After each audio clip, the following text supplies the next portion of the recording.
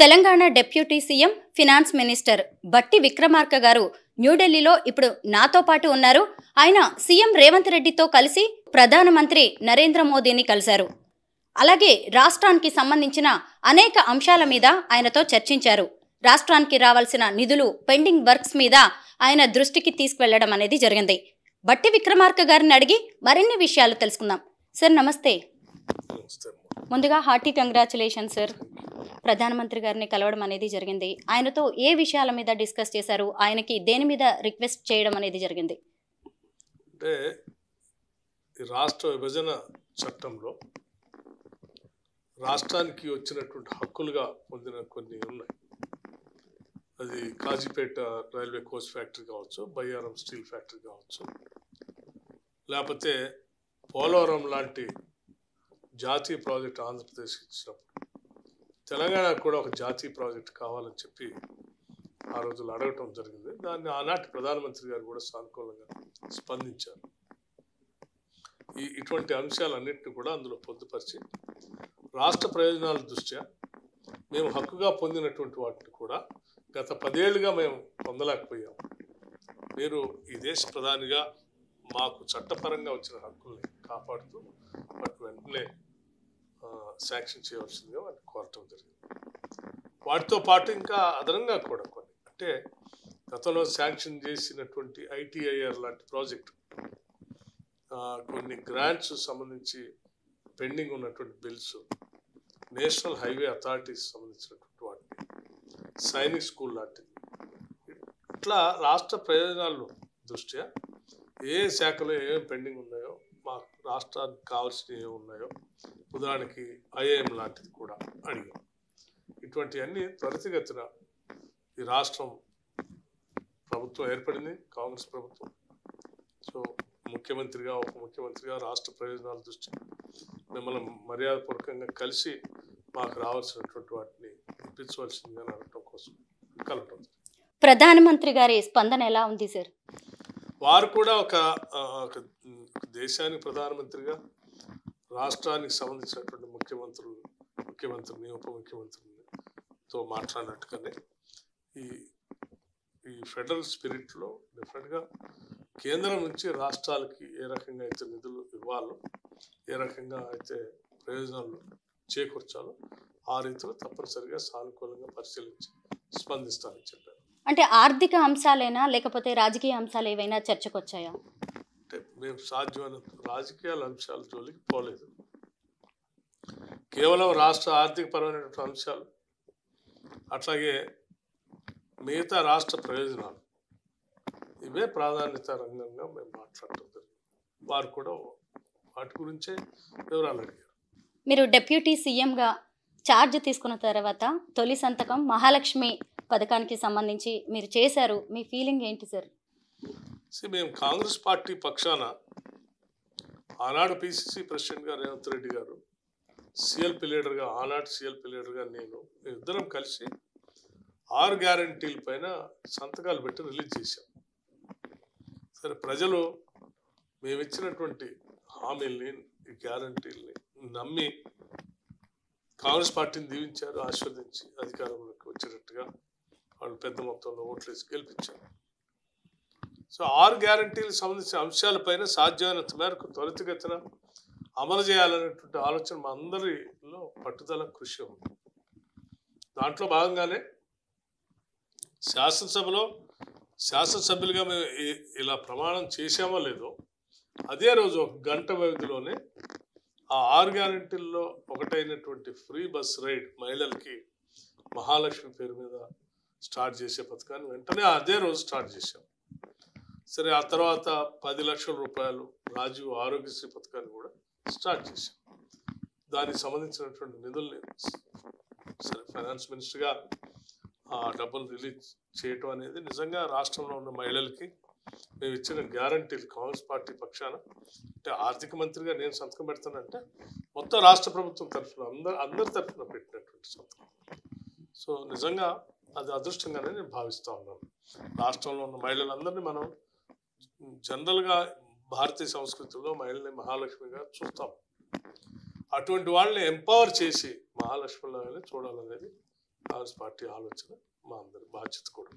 Sir, ఒక వ్యక్తిగా, deputy సీఎంగా, మంత్రిగా ఈ విషయానికి వస్తే మీరు దీన్ని అదృష్టంగా భావిస్తున్నారు. కానీ రాష్ట్ర ఆర్థిక పరిస్థితి దృష్ట్యా ఒక ఆర్థిక మంత్రిగా ఇప్పుడు దీనివల్ల పడబోయే భారాన్ని ఎలాగ పూడ్చబోతున్నారు సార్? మనం రాష్ట్ర అభివృద్ధి, నిధులు, పాలన ఇవన్నీ కూడా ఒకదానికొకటి పెనవేసుకుని ఉన్నటువంటి అంశాలే. నిధుల్ని సమకూర్చుకోవటం ఒక ఎత్తు, ఆ నిధుల్ని అర్థవంతంగా ఆ ప్రజలకి వాళ్ళు ఎదగటానికి వాళ్ళ అవసరాలకి పంచడం ఇంకో ఎత్తు. సరే, రాష్ట్రంలో తప్పనిసరిగా మహిళలు ఎంపవర్ చేయాల్సిన బాధ్యత ఒక సామాజిక ప్రభుత్వంగా ఉన్నటువంటి కాంగ్రెస్ పార్టీ ఇంధన రాజ్యంలో ప్రధాన ఘట్టంగా మేము భావిస్తూ ఉన్నాం. సో తప్పనిసరిగా వాళ్ళకి నిధులు సమకూర్చుతాం, ఆ మహాలక్ష్మి పథకాన్ని ముందుకు నడిపిస్తాం కూడా. తద్వారా ఆ ఉమెన్ ఎంపవర్మెంట్తో నీకు ఒక ఉమెన్ మీరేదో ఫ్రీగా ఇస్తున్నాం అని ఎవరైనా భావిస్తే అది పొరపాటు. ఈ కుటుంబం, మన భారతీయ సంస్కృతిలో మనకున్నటువంటి అత్యంత బలమైనటువంటి వ్యవస్థ కుటుంబ వ్యవస్థ. ఆ కుటుంబ వ్యవస్థను మొత్తాన్ని మేలేసుకుని నడిపించగలిగే శక్తివంతురాలు స్త్రీయే. తనను ఎంపవర్ చేస్తే తన కుటుంబంతో పాటు రాష్ట్రాన్ని ఎంపవర్ చేసినట్టుంది. సో అది in a way we are trying to empower the state. Sir, Sonia గాంధీని, రాహుల్ గాంధీని ఈ అధికారంలోకి వచ్చిన తర్వాత మీరు కలిసినప్పుడు లేదంటే వారితో మాట్లాడినప్పుడు వారి స్పందన ఏంటి సార్? వాళ్ళు నిజంగా మాకంటే కూడా ఎక్కువగా కష్టపడ్డారు. తెలంగాణ ఇచ్చాం, తెలంగాణలో ఉన్నటువంటి యువత, బలహీన వర్గాలు, దళితులు, గిరిజనులు, రైతులు వాళ్ళందరూ ఎన్నో ఆశలతో, కళలతో తెలంగాణ కావాలని కోరుకున్నారు. వారి కళలు నిజం చేయడం కోసం తెలంగాణ ఇచ్చాం. పాపం ఆ కళలుగానే మిగిలిపోయాయి. ఎట్టి పరిస్థితుల్లో రాష్ట్రంలో కాంగ్రెస్ పార్టీని అధికారంలో తీసుకొని వచ్చి వారి కళలన్నింటినీ నిజం చేయాలనేటువంటి తపన రాహుల్ గాంధీ గారిలో కానీ, ప్రియాంక గాంధీ గారిలో కానీ, సోనియా గాంధీ గారిలో కానీ, అట్లా మా అఖిల భారత కాంగ్రెస్ కమిటీ అధ్యక్షుడు మల్లికార్జున్ ఖర్గే గారి దగ్గర కానీ చాలా స్పష్టంగా బలంగా ఉండటం వల్లే వాళ్ళు పెద్ద ఎత్తున రాష్ట్రంలో కాంగ్రెస్ పార్టీ విజయం కోసం ప్రచారం చేయడమే కాకుండా ఎక్కువ రోజులు అక్కడ ఉండి కాంగ్రెస్ పార్టీ విజయాన్ని దోహదపడ్డారు. వారందరి కృషి ఈరోజు రాష్ట్రంలో కాంగ్రెస్ పార్టీ అధికారంలో రావడానికి ప్రధాన కారణమైంది. సోనియా గాంధీకి తెలంగాణలో ఎంతో క్రేజ్, ఆదరణ ఉంది. ఆవిడ్ని లోక్సభ ఎన్నికల్లో అక్కడి నుంచి పోటీ చేయించడానికి మీరు ప్రయత్నిస్తున్నారు అనేది ఒక వార్త వినిపిస్తోంది సార్, ఇది నిజమేనా? నిజంగా అంటే గతంలో కూడా మనకి అందరికి తెలిసింది, తెలుగు ప్రజలు ఎప్పుడు కూడా గాంధీ కుటుంబం పైన అపారమైనటువంటి ప్రేమని, అభిమానాన్ని చూపిస్తారు. ఎందుకంటే ఆ కుటుంబం అంతా కూడా దేశం కోసం త్యాగాలు చేసినటువంటి, ప్రాణాలు అర్పించినటువంటి కుటుంబాలు. సో ఎవరైతే సమాజం కోసం, దేశం కోసం త్యాగాలు చేస్తారో అటువంటి వాళ్ళని ప్రేమించడం, అభిమానించడం తెలుగు ప్రజల యొక్క గొప్ప ఔన్నత్యం కూడా. అందులో భాగంగానే గతంలో ఇందిరాగాంధీ గారు ఇక్కడ పోటీ చేసినప్పుడు అత్యంత భారీ మెజార్టీతో గెలిపించి పంపించారు మెదక్ నుంచి. రేపు పొద్దున కూడా సోనియా గాంధీ గారు కానీ, గాంధీ కుటుంబానికి సంబంధించిన ప్రియాంక గాంధీ గారు కానీ ఎవరు పోటీ చేసినా కానీ డెఫినెట్గా తెలంగాణ ప్రజలు పెద్ద మనసుతో గెలిపించి పంపిస్తారు. మేము కూడా వాళ్ళు ఇక్కడ పోటీ చేయాలని బలంగా కోరుకుంటున్నాం కూడా. అటువంటి వాళ్ళు ఇక్కడ పోటీ చేస్తే నిజంగా మంచి జరుగుతుంది. వారి ఆలోచనలన్నింటినీ అమలు చేయడానికి కూడా అవకాశం ఉంటుంది. దేశవ్యాప్తంగా ఇప్పుడు ఎక్కడ చూసినా లోక్సభ ఎన్నికల చర్చ జరుగుతుంది సార్. కాంగ్రెస్లో ఎన్ని సీట్లు టార్గెట్గా పెట్టుకున్నారు? మీ యాక్షన్ ప్లాన్ ఏంటి? పెద్ద మొత్తంలో తెలంగాణ ప్రాంతంలో ఉన్న 17 సీట్లకి పెద్ద మొత్తంలో సీట్లు గెలిపించి పంపించాలనేది మా అందరి ముందు ఉన్నటువంటి లక్ష్యం. ఆ దిశలోనే కాంగ్రెస్ పార్టీ నాయకత్వం అంతా కూడా నాకేదో అసెంబ్లీ ఎన్నికలు అయిపోయినాయి, ప్రభుత్వం ఏర్పడింది, దాంట్లో విశ్రాంతి తీసుకుంటాం అనే పరిస్థితి కాకుండా ఆ మరుసటి రోజు నుంచే మేము పార్లమెంటు ఎన్నికలకు సంబంధించి కసరత్తు మొదలుపెట్టి ఆ పనిలో ముందుకు పోతా ఉన్నాం. ఎక్కువ మొత్తం సీట్లు గెలిపించి పంపిస్తాం. సార్, ఇప్పుడు మంత్రివర్గంలో ఇంకా 6 సీట్లు ఖాళీగా ఉన్నాయి, భర్తీ చేయాల్సి ఉంది. ఎవరి పేర్లన ఇప్పటికీ చర్చకు వచ్చాయా? ఎవరికి ఇవ్వబోతున్నారు మినిస్ట్రీస్? కాంగ్రెస్ పార్టీలో ఎవరిని మంత్రులుగా తీసుకుంటారనే అంశం మొత్తం కూడా మా పార్టీ అధిష్టానం చూసుకుంటుంది. ఈ పార్టీలో ఎక్కువ రోజులుగా పనిచేసినటువంటి వాళ్ళు, లేకపోతే వారికి బాధ్యత తప్పచెప్తే సమాజానికి, ఈ ప్రజలకి కాంగ్రెస్ పార్టీ ఆలోచన ద్వారా మేలు చేస్తారనుకునేటువంటి వాళ్ళే నిర్ణయం చేసి వాళ్ళు ప్రకటిస్తారు. సార్, ఒక వార్త పొలిటికల్ సర్కిల్లో వినిపిస్తోంది. మైనారిటీస్ వర్గానికి ప్రాతినిధ్యం వహించడానికి ఎవరూ లేరు ఆ వర్గం నుంచి. కాబట్టి షబీర్ అలీ గారిని కానీ, లేదంటే జూబ్లీ హిల్స్ స్థానం నుంచి కాంగ్రెస్ తరఫున పోటీ చేసి ఓడిపోయిన అజారుద్దీన్, ఇలాంటి వాళ్ళల్లో వీళ్ళిద్దట్లో ఎవరికో ఒకళ్ళకి సీట్ ఇస్తారు, మంత్రివర్గంలోకి ఛాన్స్ ఇస్తారనేది ఒక టాక్ వినిపిస్తోంది సార్. ఈ రోజు కూడా రేవంత్ రెడ్డి గారిని, మిమ్మల్ని అజారుద్దీన్ గారు కలిశారు. ఆయనకి ఏమన్నా ఎమ్మెల్సీ ద్వారా మంత్రివర్గంలోకి తీసుకునే అవకాశం ఉందా సార్? నేను ఇప్పుడే చెప్పాను మీకు, డెఫినెట్గా ఎవరిని ఎక్కడ ఏ స్థానంలో పెట్టాలి, ఎవరికి ఏ బాధ్యతలు చెప్పాలనేది పార్టీ అధిష్టానం లోతుగా పరిశీలన చేసి తగు నిర్ణయం చేస్తుంది. సార్, మీ విజయంలో, మీరు ఇప్పుడు సాధించి అధికారంలోకి రావడంలో నందిని గారి పాత్ర చాలా కీలకం సార్. ఆవిడ్ని కూడా రాజకీయాల్లోకి తీసుకొచ్చే అవకాశం ఏమన్నా ఉందా? లేదంటే ఖమ్మం పార్లమెంట్కి ఆవిడ పోటీ చేయబోతున్నారు అనేది కూడా ఒక వినిపిస్తుంది సార్ టాక్. దాని మీద ఏమంటారు? డెఫినెట్గా మీరు అనుకున్నట్టుగా నా నియోజకవర్గంలో సరే నాకు రాష్ట్ర స్థాయిలో పరిపరి రకాలుగా బాధ్యతలు ఉంటాం. రాష్ట్ర వ్యాప్తంగా తిరిగే క్రమంలో నా నియోజకవర్గంలో ఉన్న ప్రజలకు కానీ, లేకపోతే వారి దగ్గర పోవటం కానీ, వారి సమస్యల్ని పరిష్కారం చేయటం కానీ, వారి అవసరాలు తీర్చే క్రమంలో చాలా లోతైన పాత్ర, చురుకైన పాత్ర కూడా పోషించారు. సో రాజకీయంగా నేను కొత్తగా తీసుకొచ్చేది అంటూ ఏం లేదు. నేను శాసనసభ్యుడిగా అయిన దగ్గర నుంచి తను అందులో మునిగి తేలుతా పనిచేస్తాను. సార్, ఇప్పుడు పాలమూరు రంగారెడ్డికి సంబంధించి మీరు ప్రధాని దగ్గర ప్రస్తావించడం జరిగింది. దాన్ని జాతీయ ప్రాజెక్టుగా దాన్ని పరిగణించేసి నిధులు ఇవ్వమని చెప్పి మీరు విజ్ఞప్తి చేశారు. కానీ పూర్వపు గవర్నమెంట్ ఏమో కాళేశ్వరాన్ని జాతీయ ప్రాజెక్టుగా చెప్తూ ఉండేది. ఏం సార్, కాళేశ్వరాన్ని మీరేం చేయబోతున్నారు మీ ప్రభుత్వం? మేము జాతీయ ప్రాజెక్టుగా పాలమూరు రంగారెడ్డి ప్రాజెక్ట్ని అడిగిన మాట వాస్తవం. కారణం ఏంటంటే కాళేశ్వరం ప్రాజెక్టుకి సంబంధించి ఇప్పటికే దాని మీద ఖర్చు పెట్టాల్సిందంతా రాష్ట్ర ప్రభుత్వం ఎన్ని అప్పులు చేయాలో అన్ని అప్పులు చేసి తీసుకొచ్చి ఖర్చు పెట్టేసింది. ఇంకా అదనంగా దాంట్లో జాతీయ ప్రాజెక్టు ద్వారా ఎక్కువ నిధులు తీసుకొచ్చి ఖర్చు పెట్టుకోవడానికి లేదు. సో అందుకోసం కనీసం పాలమూరు రంగారెడ్డినైనా సంపూర్ణంగా పూర్తి చేయడానికి ఆ జాతీయ ప్రాజెక్టుగా మనం డిక్లేర్ చేసుకుంటే కృష్ణా నది, కృష్ణా వాటర్ని అనేక ప్రాంతాలకి, అనేక జిల్లాలకి, ఉదాహరణకి మహబూబ్నగర్ జిల్లాకు కానీ, రంగారెడ్డి జిల్లాకు కానీ, హైదరాబాద్కి కానీ, ఈ ప్రాంతాలన్నిటికీ కూడా పెద్ద ఎత్తున ఉపయోగపడే విధంగా తీసుకొని రావాలి, ఇంక్లూడింగ్ నల్గొండ జిల్లాకి. సార్, తెలంగాణ అనేది కోట్లాది మంది ఆకాంక్ష. ఆ రాష్ట్రాన్ని ఇచ్చిన మీ కాంగ్రెస్ 2 సార్లు ఓటమి పాలైంది. 10 ఏళ్ల పాటు ప్రతిపక్షంలో కూర్చున్నారు. ఇప్పుడు ఇంత స్ట్రాంగ్గా, ఇంత బలంగా మీరు అధికారంలోకి రావడానికి మిమ్మల్ని నడిపించిన శక్తి ఏంటంటారు? కాంగ్రెస్ పార్టీ మొదటి నుంచి కూడా రాష్ట్రం ఏర్పడిన దగ్గర నుంచి టీఆర్ఎస్ పార్టీ అన్ని మాయమాటలు చెప్పి మోసపూరితమైనటువంటి వాగ్దానంతో అధికారంలోకి వచ్చింది. వీళ్ళు కేవలం వాళ్ళ ప్రయోజనాలు చూసుకుంటుంది తప్ప రాష్ట్ర ప్రయోజనాలు చూసుకోవట్లేదని ఉదాహరణతో సహా చెప్పుకుంటూ వచ్చాం. సరే, మొదటి సంవత్సరం ఏమో వాళ్ళు ఇప్పుడే పుట్టాం, అంబాడుతూ ఉన్నాం, ఇంకొకసారి అవకాశం ఉండి చంటి బిడ్డలో సంఖలో ఉన్నాం అంటే రాష్ట్ర ప్రజలు సరే ఇంకోసారి కూడా ఇద్దామని ఇచ్చారు. కానీ ఇచ్చిన తర్వాత వాళ్ళు గమనిస్తూ వచ్చారు కాంగ్రెస్ నాయకత్వం చెప్పేదంతా కరెక్ట్గా అలాగే ఉంది, అలాగే జరుగుతూ ఉంది. సో వాళ్ళు చెప్పేదే నిజం, ఇతను మనల్ని మోసం చేస్తూ రాష్ట్ర సంపదనంతా దోపిడీ చేసుకుంటూ వెళ్ళిపోయారు. ఈ వనరులు అన్నీ కూడా ప్రజలు రాకుండా అడ్డుపడ్డారు. సో ఉద్యోగాలు ఎవరికి లేవు, సంపద అంతా ఏమైపోయిందో అర్థం కావట్లేదు, అప్పులు మాత్రం తలకు మోయలేదని అప్పులు అయిపోయింది. సో ఈ పరిస్థితిలో మొదటి నుంచి కాంగ్రెస్ వాళ్ళు చెప్పిందే నిజమైంది. కాబట్టి కాంగ్రెస్ పార్టీ కరెక్ట్గా రాష్ట్రాన్ని అర్థం చేసుకుంది, ఈ సమస్యలను అర్థం చేసుకుంది, వాటి పరిష్కారం కూడా చేయగలిగేది కాంగ్రెసే అని చెప్పి ప్రజలు అంతిమంగా నమ్మారు, కాంగ్రెస్ పార్టీకి ఓట్లు వేసి గెలిపించారు. సో మేము మొదటి నుంచి చెప్పేదల్లా ఒకటే, ఉన్నదే చెప్తాం, చెప్పిందే చేస్తాం, చేయగలిగిందే చెప్తాం. ఆ నమ్మకం రాష్ట్ర ప్రజలకు ఏర్పడింది కాబట్టి మమ్మల్ని బలంగా గెలిపించి పంపించాం.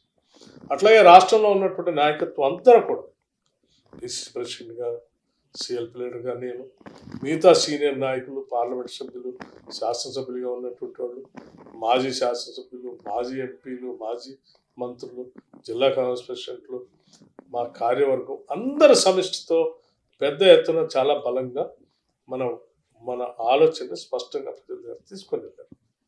ప్రజలకి కావాల్సినటువంటి ధైర్యాన్ని, నిబ్బరాన్ని కల్పించుకుని అందులో నేను చేసిన 4 నెలల పాదయాత్ర ఆదిలాబాద్ నుంచి ఆ రోజు చాలామంది ఆ రోజు నేను పాదయాత్ర మొదలుపెట్టినప్పుడు ఆ రాష్ట్రంలో టీఆర్ఎస్ఆ బీజేపీయా కాంగ్రెస్ ఎక్కడ ఉంది 3వ స్థానంలో అన్నారు. సరే నేను మొదలుపెట్టి నడుచుకుంటూ దాదాపు 4 నెలలు నడిచే పాదయాత్ర. సో ప్రతి దగ్గర కూడా ప్రజల్ని మమేకం చేసాం, రోడ్డు మీద తీసుకొచ్చాం, వారి సమస్యలతో మాట్లాడాం, ధైర్యం ఇచ్చాం, నమ్మకం కలిగించాం, హామీలు ఇచ్చాం, వాళ్ళకి ఓ రకమైనటువంటి ఉద్వేగాన్ని కూడా ఇచ్చాం. అట్లా ఇంకో పక్కన పిసిసి ప్రెసిడెంట్గా ఆయన సభలు సమావేశాలు పెట్టుకుంటూ వారి అక్కడక్కడ పాదయాత్ర చేసుకుంటూ వారు తిరిగారు. అట్లాగే సీనియర్ నాయకులంతా ఎవరు వారి పాత్రను వాళ్ళు పోషిస్తూ ఒక సమిష్టిగా ఒక ఉద్యమం లాగా దీన్ని నిర్మించాం. పార్టీని అధికారంలోకి తీసుకొచ్చిన తర్వాత కూడా మా లక్ష్యాలన్నీ ఒకటే. మేము ఏ ఆకాంక్షలు లక్ష్యాల కోసం తెలంగాణ ప్రజలు రాష్ట్రాన్ని తెచ్చుకున్నారు. ఉదాహరణకి ఇల్లు లేనటువంటి, అరే నా రాష్ట్రం నాకు వచ్చిన తర్వాత కూడా నా రాష్ట్రంలో నాకు ఇల్లు లేకపోలేదు, ఇంటి స్థలం లేకపోలేదు. నా రాష్ట్రం నాకు వచ్చిన తర్వాత కూడా నాకు ఉద్యోగం లేకపోలేదు. ఒకవేళ ప్రభుత్వ ఉద్యోగం లేదు, కనీసం సెల్ఫ్ ఎంప్లాయ్మెంట్ అని నేను చేసుకోవాలి, ఎదగాలి కదా. ఖాళీగా ఉంటాయండి. నేనేదో పెద్ద పెద్ద చదువులు చదివి రోడ్డు మీద సోడా బుట్టలు పెట్టుకొని అమ్ముకోవటం, కూరగాయలు అమ్ముకోవటం. సో ఎవరు చదువు తగ్గట్టుగా వాళ్ళకి ప్రభుత్వ పరంగా అవకాశాలు కల్పించాలి, లేకపోతే వాళ్ళు సెల్ఫ్ ఎంప్లాయ్మెంట్ ద్వారా ఆ చదువుకు తగ్గే న్యాయం ద్వారా చేసుకుంటూ సరిపోయేటువంటి వ్యాపకం వాళ్ళకి అందించాలి. ఇటువంటివన్నీ మేము ప్లాన్ చేస్తాం. సార్, అసలు కాంగ్రెస్ పార్టీ అంటేనే అంతర్గత కుమ్ములాటలు, వర్గపోరు, విభేదాలు అని ఒక అపప్రద ఉండేది సార్. అంటే ఢిల్లీ జర్నలిస్ట్గా నేను కూడా చాలా దగ్గర నుంచి కాంగ్రెస్ నేతల్ని చూడడం అనేది జరిగింది. కానీ తెలంగాణ ఎలక్షన్స్కి వచ్చేసరికి మీరు సీనియర్లు అందరూ ఏకతాటి మీదకి వచ్చారు. మిమ్మల్ని నడిపించిన ఫోర్స్ ఏంటి సార్? కాంగ్రెస్ పార్టీ ఆలోచననే, మా సిద్ధాంతమే మనల్ని కలిపి నడిపిస్తుంది. గతంలో కూడా ఎప్పుడు మీరు అనుకున్నట్టుగా అందరూ రకరకాల గ్రూపులు ఉన్నాయి, మాట్లాడుకుంటూ అట్లా చేస్తారు ఇట్లా చేస్తారంటే గ్రూపులు అనేది మీరు గ్రూపులుగా చూస్తూ ఉన్నారు, నేను గ్రూపులుగా చూడలేదు. ఒక్కొక్కళ్ళు ఒక్కొక్క అభిప్రాయాన్ని వ్యక్తపరుస్తూ ఉంటారు. ఒక్కొక్క అంశం మీద ఒక అభిప్రాయం. ఉదాహరణకి ఢిల్లీలో పుట్టి పెరిగినటువంటి వాళ్ళకి ఒక అంశం మీద ఒక రకమైన అభిప్రాయం ఉంటుంది. అదే గ్రామీణ ప్రాంతం నుంచి నాలాంటి వాడు వచ్చిందనుకో ఆ అంశం మీద నా అభిప్రాయం భిన్నంగా ఉంటుంది. ఒక పేదరికంలో ఉన్నవాడి గురించి, కూలి చేసుకునే బాధపడే గురించి, లేకపోతే ఇంకా రకరకాల శ్రామిక వృత్తులు పనిచేసుకునేటువంటి వాళ్ళ గురించి ఆలోచన చేసినప్పుడు నా ఆలోచన ఒకలాగా ఉంటుంది. ఢిల్లీలో పుట్టి పెరిగినటువంటి వాళ్ళ ఆలోచన, లేకపోతే ఇంకో రకంగా పెరిగినటువంటి వాళ్ళు ఇంకో రకంగా ఉంటుంది. సో వాళ్ళ ఆలోచన వాళ్ళు వ్యక్తపరుస్తారు, నా ఆలోచన నేను వ్యక్తపరుస్తాను. ఇద్దరు ఆలోచనలు వ్యక్తపరిచినంత మాత్రం వాళ్ళిద్దరు శత్రువులు లేకపోతే 2 గ్రూపులుగా ఉన్నారు కరెక్ట్ కాదు. ఆయా కాలమాన పరిస్థితులను బట్టి వాళ్ళకున్న అవగాహన మేరకు వాళ్ళు మాట్లాడతారు, వీళ్ళకు ఉన్న అవగాహన మేరకు వీళ్ళు మాట్లాడతారు. ఈ ఇటువంటి అనేక మంది అభిప్రాయాలు తీసుకొని వాటిల్లోంచి సరైన అభిప్రాయం ఏది ఉంటుందో ఏకాభిప్రాయంగా మార్చి దాన్ని అమలు చేయటం ప్రజాస్వామ్య స్ఫూర్తి. ఆ స్ఫూర్తి కాంగ్రెస్ పార్టీలో ఉంటుంది. దాన్ని చాలామంది గ్రూపులు ఉన్నాయి, అటు రకరకాలుగా ఉన్నాయని మాట్లాడుతున్నారు, కరెక్ట్గా. సార్, అసలు ఎలక్షన్స్ జరిగి రిజల్ట్స్ వచ్చే వరకు కూడా కాంగ్రెస్ అధికారంలోకి వస్తే దళిత సీఎం, గిరిజన సీఎం అనేది బాగా వినిపించింది. కానీ ఆ తర్వాత ఒక్కసారిగా పరిస్థితులు మారిపోయాయి. అంటే చివరి వరకు కూడా మీ పేరు సీఎం రేస్లో వినిపించింది. ఏంటి సార్, మరి డిప్యూటీకి మీరు ఎందుకు పరిమితం అయ్యారు? దీంతో సంతృప్తిగా ఉన్నారా? నేను మొదటి నుంచి చెప్పుకుంటూ వచ్చాను, నేను కాంగ్రెస్ పార్టీలో సుశిక్షితమైన కార్యకర్తగా సైనికుడు అంటూ నాకు పార్టీ పరంగా ఏ బాధ్యత చెప్పినా ఆ బాధ్యత నిర్వర్తించడం, నేను ఆ పాత్ర పోషించాను, నేను ఎప్పుడు సిద్ధమని చెప్పుకుంటూ వచ్చాను. So I do that job. Sir, Khammam జిల్లాకే 3 మంత్రి పదవులు వచ్చాయి. తుమ్మల నాగేశ్వరరావు గారు, పొంగులేటి శ్రీనివాసరెడ్డి గారు, మీరు. అసలు అంటే ఖమ్మం ప్రజలు అందరికీ ఇంత పట్టం కట్టడమే దీనికి ఇదా, లేకపోతే నేను కూడా ఖమ్మంకి చెందిన ఒక జర్నలిస్ట్ని, ఖమ్మంలో ఇంకేమైనా ఉందా సార్? అక్కడ 3 మంత్రి పదవులు ఒక జిల్లా కంటే మామూలు విషయం కాదు. దీని వెనక ఉన్న రీజన్ ఏమని మీరు అంటారు? అదృష్టంగా భావించాలి ఖమ్మం ప్రజలంతా. ఖమ్మం ప్రజలు కూడా తీర్పు అద్భుతంగా ఇచ్చారు కదా. ఖమ్మం జిల్లాకు సంబంధించి 5కి 5 సీట్లు గెలిపించారు. సార్ పాత ఉమ్మడి జిల్లాలో 10 ఉంటే 9 గెలిపించారు. ఆ ఒకటి కూడా ఏదో ఎక్కడో చిన్న పొరపాటు జరిగింది పోయింది, లేకపోతే అది కూడా గెలిపించారు. సో దాదాపు భారీ మెజార్టీ అది ఆ గెలుపు కూడా. ఖమ్మం మేము మొదటి నుంచి చెప్పుకుంటూ వస్తున్నాం, ఖమ్మం ఈ రాష్ట్రంలో కాంగ్రెస్ పార్టీ అధికారంలోకి రాబోతుంది అని చెప్పేటువంటి స్పష్టమైన సంకేతాలు ఆనాటి నా పాదయాత్ర ముగింపు సభ సందర్భంగా భారీగా ఏర్పాటు చేసి రాష్ట్రానికి దేశానికి కూడా ఒక స్పష్టత ఇచ్చాం. దాంట్లోనే చాలామంది నాయకులు కూడా ఆ సభని, ఆ జనాన్ని, వస్తున్న మార్పులు చూసి చాలామంది పెద్ద పెద్ద నాయకులు కాంగ్రెస్ పార్టీలో చేరారు.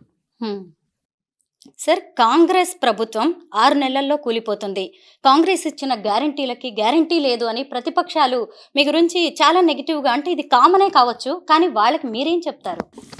అర్థం పర్థం లేనటువంటి వాళ్ళు రకరకాలుగా మాట్లాడతారు. సో వాళ్ళకి సమాజం అన్న గ్యారంటీలు అసలు ఎందుకు ఇచ్చారు ఏంటన్న బాధ్యత లేనటువంటి వాళ్ళు ఏదో మాట్లాడుతూ ఉంటారు.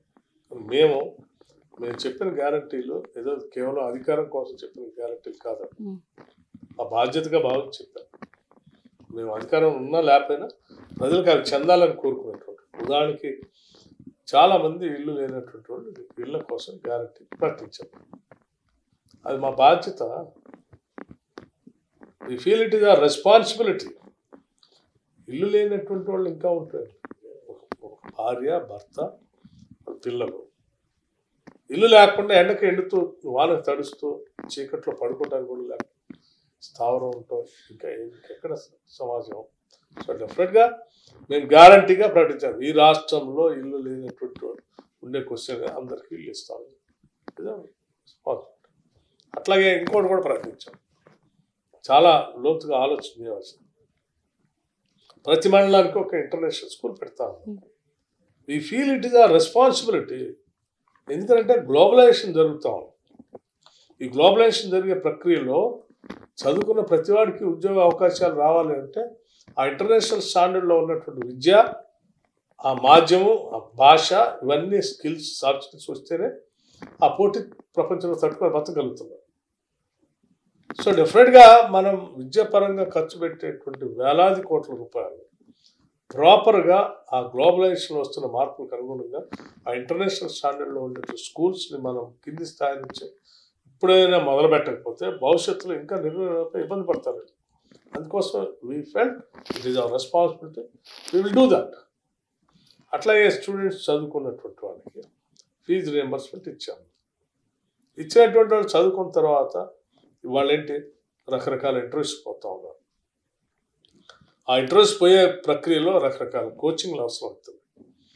ప్రపంచం మొత్తం ఒక స్మాల్ విలేజ్ లాగా మారిపోయింది. ఎక్కడెక్కడో ఉద్యోగాలకు అప్లై చేసుకుంటారు, చదువుకు అప్లై చేసుకుంటారు. కానీ వీటన్నిటికీ ఫీజు రియంబర్స్మెంట్ ఇస్తున్నారు, చదువు అయిపోయింది. కానీ వీటన్నిటికి కావాల్సిన ఖర్చు డబ్బులు లేవవుతున్నారు. తిరిగి తల్లిదండ్రులు పోయి డబ్బులు అడిగే పరిస్థితి లేదు, కూలినాలు చేసుకునేటువంటి. అందుకోసం వి థాట్ ఎస్, ఇంత హ్యూమన్ రిసోర్స్ డెవలప్ చేసిన తర్వాత, ఇంత మంచి ఎడ్యుకేషన్ ఇచ్చిన తర్వాత this brain should not go waste.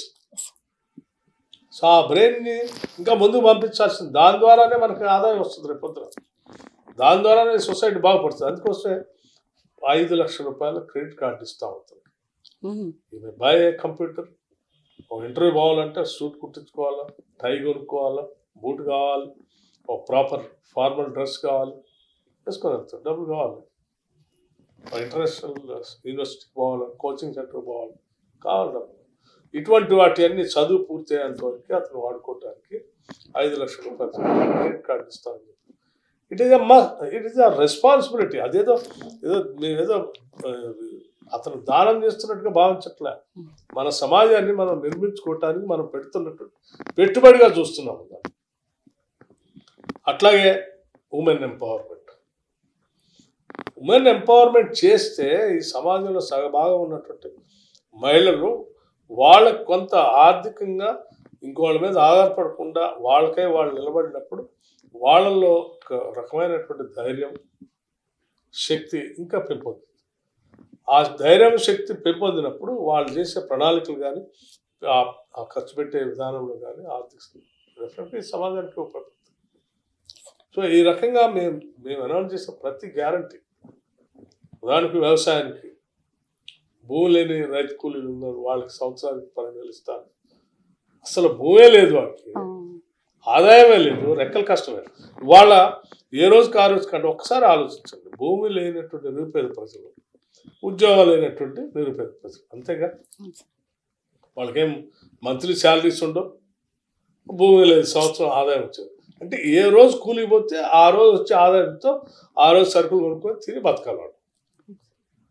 ఒక్కరోజు వాళ్ళ జనందలినో లేకపోతే ఒంట్లో బాగాలేనో ఇంట్లో పడుకున్నారు అనుకో, ఇంటిల్లి పాది పస్తేగా. సో ఒక్కసారి ఆలోచించారు, వాళ్ళ గురించి మనకు బాధ్యత లేదా? అందుకోసం వాళ్ళకు 12,000 రూపాయలు గ్యారంటీగా ప్రకటించాం. So we feel it is a social responsibility. So ఇట్లా మేము ప్రకటించిన ప్రతిదీ కూడా లోతుగా అధ్యయనం చేసి ఈ సమాజ నిర్మాణంలో అవసరం ఉన్నటువంటి వాటిని చేశాం. తద్వారా ఈ మానవ వనరులు బలోపేతంగా తయారై తిరిగి వాళ్ళ శక్తి జిఎస్డిపి అంటే ఈ రాష్ట్ర స్టేట్ డొమెస్టిక్ ప్రొడక్షన్కి పెద్ద ఎత్తున ఉపయోగపడుతుంది. తద్వారా మన రాష్ట్రానికి ఆదాయం పెరుగుతుంది. సార్, ఫైనల్గా మిమ్మల్ని గెలిపించిన, మీకు ఇంత పెద్ద విజయాన్ని అందించిన మధిర నియోజకవర్గ ప్రజలకు ఏం చెప్తారు సార్? మధిర నియోజకవర్గ ప్రజలకి ఎనలేని కృతజ్ఞతలు. ప్రత్యేకంగా ఏమైనా చేయబోతున్నారా సార్? మధిర నా ప్రాణం సార్. డెఫినెట్గా మధిర నియోజకవర్గ అభివృద్ధి కోసం నాకు అనేక రకాలైన ప్రణాళికలు ఉన్నాయి. వ్యవసాయ పరంగా, ఉద్యోగాల కల్పన పరంగా, పారిశ్రామిక పరంగా, అక్కడ ఉన్నటువంటి ఇన్ఫ్రాస్ట్రక్చర్ పరంగా కొన్ని ఆలోచనలు నాకు, ముఖ్యంగా మహిళల ఎంపవర్మెంట్ కోసం చేసే ఒక ప్రణాళిక కూడా ఉంది నా దగ్గర, ఇందిరమ్మ డైరీ అని. దాన్ని వీటన్నిటిని అమలు చేస్తుంది. వాటితో అంటే నాకు అదొక సాటిస్ఫాక్షన్, నా తృప్తి కోసం. వాళ్ళంతా ఆదరించి నన్ను గెలిపించి దీవించి పంపించారు కాబట్టి తప్పనిసరిగా చేస్తాను. Thank you so much sir. ప్రధానమంత్రి నరేంద్ర మోదీ తాను సీఎం రేవంత్ రెడ్డి చేసిన విజ్ఞప్తులపై సానుకూలంగా స్పందించారని, తమ ప్రభుత్వం ప్రజా సంక్షేమానికి కట్టుబడి ఉంటుందని, అధిష్టానం ఆదేశాల మేరకే తాము నడుచుకుంటామని deputy CM finance minister Bhatti Vikramarka గారు ఇప్పుడే మనతో చెప్పడం జరిగింది. న్యూఢిల్లీ నుంచి స్వరూప పొట్లపల్లి.